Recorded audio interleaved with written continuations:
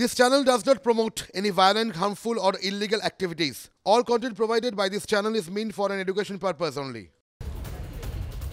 লোকসভা ভোটের দিনক্ষণ এখন অবধি ঘোষণা হয়নি, কিন্তু প্রচারে এগিয়ে বিজেপি। প্রার্থী তালিকা ঘোষণার ক্ষেত্রে এগিয়ে বিজেপি। আর দ্বিতীয় দফায় আপনারা জানেন, প্রথম দফায় এখন অবধি বিজেপির যে বাংলার তরফ থেকেও প্রার্থী তালিকা ঘোষণা হয়ে গেছে। দ্বিতীয় দফার যে প্রার্থী তালিকা তা নিয়ে আলোচনার জন্যই বিজেপির রাজ্য সভাপতি সুকান্ত মজুমদার তিনি দিল্লিতে, এবং সেই বৈঠকে আমরা যেমনটা জানতে পারছি জেপি নাড্ডারও থাকার কথা রয়েছে। অত্যন্ত গুরুত্বপূর্ণ এই বৈঠক লোকসভা ভোটের আগে। আসানসোল লোকসভা কেন্দ্রের প্রার্থী নিয়েও বৈঠকে আলোচনা হবে বলে সূত্রের খবর। এই নিয়ে কথা বলবো জ্যোতির্ময়, আমাদের প্রতিনিধি আমাদের সঙ্গে রয়েছেন। জ্যোতির্ময়, এই বৈঠক কতটা তাৎপর্যপূর্ণ, ঠিক কি আপডেট? দেখো, নির্বাচন যত এগিয়ে আসবে তত ঘন ঘন এই ধরনের বৈঠক হতে থাকবে। আমরা দেখেছি যে গত 29 তারিখে সেন্ট্রাল ইলেকশন কমিটির বৈঠকের পরে একটি প্রার্থী তালিকা ঘোষণা করা হয়েছে, যেই প্রার্থী তালিকায় 195 জনের মধ্যে বাংলার 20টি আসনের প্রার্থীর নাম ঘোষণা করা হয়েছে। এর পরবর্তী ক্ষেত্রে লক্ষ্য অবশ্যই বাকি যে 22টি আসন রয়েছে সেই আসনের প্রার্থী তালিকা বা প্রার্থীদের নাম চূড়ান্ত করা। কিন্তু যেটা আরও গুরুত্বপূর্ণ বিষয় তা হচ্ছে এই যে 20টি আসনে প্রার্থীদের নাম ঘোষণা করা হয়ে গিয়েছে, সেখানে প্রচার কিভাবে হবে একেবারে সেন্ট্রাল লেভেল থেকে সে বিষয়ে প্রচারের রূপরেখা ঠিক করে দেওয়া হবে। কেন্দ্রীয় নেতৃত্ব কারা কারা কবে কবে কোথায় কোথায় প্রচারে যাবেন সে বিষয়ে সুনির্দিষ্ট গাইডলাইন দিয়ে দেওয়া হবে। প্রত্যেকটা রাজ্যভিত্তিক কোন কোন ইস্যু তুলে ধরা হবে তা নিয়ে পুঙ্খানুপুঙ্খভাবে আলোচনা হবে।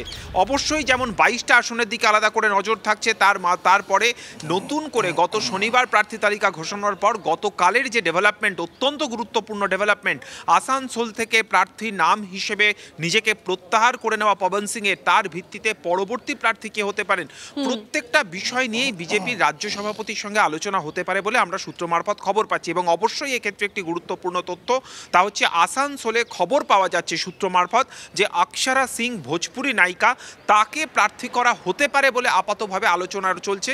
কিন্তু এখনো পর্যন্ত এই বিষয়ে কোনো চূড়ান্ত সিদ্ধান্ত নেওয়া হয়নি। ফলন্ত সুকান্ত মজুমদারের আজকের বৈঠকের পর কোনো নির্যাস বেরিয়ে আসে কিনা, কোনো স্পেসিফিক আমাদের নজর থাকবে, অবশ্যই আমাদের নজর থাকবে। আপাতত ধন্যবাদ জ্যোতির্ময়। তমলুক থেকে মোদীকে নিশানা করলেন মমতা বন্দ্যোপাধ্যায়। মোদী এসে বলে গেলেন আমরা নাকি সব টাকা খেয়েছি। ভোট এলেই মিথ্যে কথা বলে বিজেপি, কেন্দ্র টাকা দেয়নি, পরিসংখ্যান দিয়ে দাবি করলেন মমতা বন্দ্যোপাধ্যায়। কয়েকদিন আগে আমাদের মাননীয় প্রধানমন্ত্রীজি বলে গেলেন তিনি নাকি 47,000 কোটি টাকা বেঙ্গলকে দিয়েছেন, আর আমরা নাকি সব খেয়ে নিয়েছি, ঘর বাড়ি নাকি দিইনি। এবার আমি অঙ্কটা বলি, অঙ্কটা নিয়ে যদি কারো কোনো সন্দেহ থাকে সেই অঙ্কটা চ্যালেঞ্জ করবেন। ওই যে 29,000 আর আমরা 20,000 টাকা দিয়েছিলাম, বলেছে টাকা খেয়ে নিয়েছে, বাড়ি হয়নি। 43 লাখ বাড়ি হয়েছে। জবাব দিন, হয় সত্যি কথা স্বীকার করুন, আর তা নাহলে বলুন মিথ্যা বলেছি, জনগণের কাছে ক্ষমা চান। তমলুক মানে পূর্ব মেদিনীপুর, অধিকারীদের গড়। সেখানেই অধিকারীদের নাম না করে নিশানা করলেন মমতা বন্দ্যোপাধ্যায়। কোর্টে গিয়ে চাকরি আটকাচ্ছে বিরোধীরা, চাকরি খেয়ে সাধু সেজে বসে আছে। আর সবচেয়ে বেশি দুর্নীতি হয়েছে পূর্ব মেদিনীপুরে, তোপ দাগলেন মমতা বন্দ্যোপাধ্যায়। পাল্টা শুভেন্দু কি বলেছেন শুনুন। দিল্লির জোরে ক্ষমতা দেখিয়ে, এজেন্সি দিয়ে তৃণমূলকে বদনাম করেছে। কালকেও আমি একটা ভিডিও দেখেছি, ডিডির অফিসার, সিবিআই অফিসার বলছে যে हम लोग को कहता है खाली तृणमूल को पकड़ाओ, आओ तृणमूल को पकड़ाओ, आओ तृणमूल को पकड़ाओ। আমি পরিষ্কার বলছি, ইলেকশন আসবে, ইলেকশন চলে যাবে, তারপরে কিন্তু আমরাই এখানে থাকব। সুতরাং মনে রাখবেন, গদ্দারদের কমরেডরা, গদ্দার বাবুরা, আমি নাম বলি না, বলতে আমার লজ্জা লাগে, জীবনে সব থেকে বেশি পেয়েছে পার্টির থেকে, যখন পার্টিতে ছিল সব থেকে বেশি খেয়েছে, যা আমরা কোনোদিনও ভাবতে পারিনি। আর লঙ্কা কাণ্ডের মতো যখন নিজে পাছে ধরা পড়ে, আগুন লাগিয়ে দিয়ে কোর্টে গিয়ে গরিব ছেলে মেয়েদের চাকরি খেয়ে সাধু সেজে বসে আছেন। এই সাধুগিরি আমরা বের করবই। গদ্দার যদি বলেন, গদ্দারটা তো উনি সবচেয়ে বেশি। রাজীব গান্ধী পরিচয় দিয়েছিলেন, রাজীব গান্ধীকে ছুরি মেরেছেন।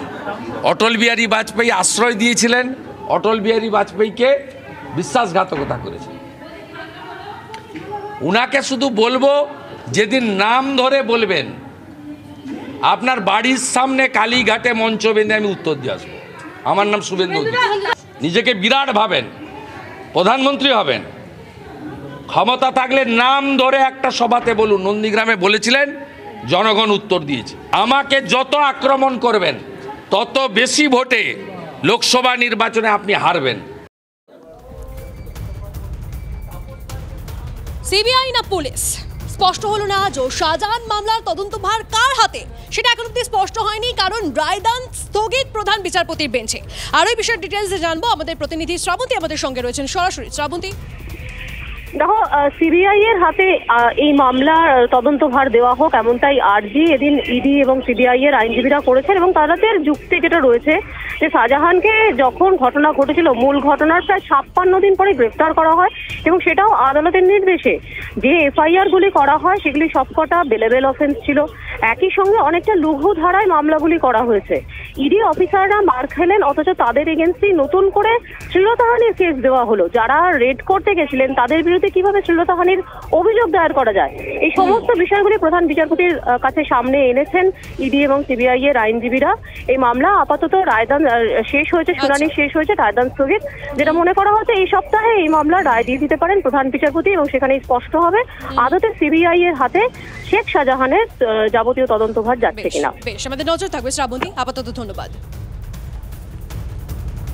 সন্দেশখালী নিয়ে এসপির বসিরহাটকে তুলোধনা কমিশনের। বোমাবাজি ধর্ষণের ঘটনা হলে শীর্ষ অফিসারদের সরানো হবে। বসিরহাটের এসপিকে হুঁশিয়ারি নির্বাচন কমিশনের। আর কি বললেও নির্বাচন কমিশন। এই মুহূর্তে আমাদের সঙ্গে রয়েছেন আমাদের প্রতিনিধি শ্রাবন্তী শাহ। শ্রাবন্তী, দেখো, আজকে যেহেতু জেলা শাসক এবং পুলিশ সুপারদের সঙ্গে বৈঠক রয়েছে, নির্বাচন কমিশনার এসে সরাসরি এসপি বসিরহাটকে জিজ্ঞাসা করেন সন্দেশখালী নিয়ে এই সমস্ত ঘটনায় কতখানি সত্যতা রয়েছে। একই সঙ্গে তার বক্তব্য, আগামী দিনে সন্দেশখালী নিয়ে যদি কোনো ধরনের হুমকি, কোনো ধরনের ধর্ষণের ঘটনা সামনে আসে তাহলে সিনিয়র অফিসারদের সরিয়ে দিতে একদমই দেরি করবে না কমিশন। এর আগেও মঞ্জিরা আমরা বহু ক্ষেত্রে দেখেছি যে কোনো জায়গায় এই ধরনের ঘটনা যদি নির্বাচনের সময় হয় তাকে অত্যন্ত গুরুত্ব দিয়ে দেখে নির্বাচন কমিশন। এবং এই দিন এই প্রথম রাজ্যে নির্বাচন কমিশনের ফুল বেঞ্চ ছিল এবং তারা সন্দেশখালী নিয়ে যে যথেষ্ট উদ্বিগ্ন, পাখির চোখ করা হয়েছে, সেটা এই বক্তব্যে অনেকটাই স্পষ্ট। ধন্যবাদ শ্রাবন্তী। লক্ষ্মীর ভান্ডার মডেল এবার দিল্লিতে। সব মহিলাকে 1000 টাকা ভাতা, 18 বছরের ওপর হলে সব মহিলাকেই 1000 টাকা। লোকসভা ভোটের আগে বড়সড় ঘোষণা কেজরিওয়ালের।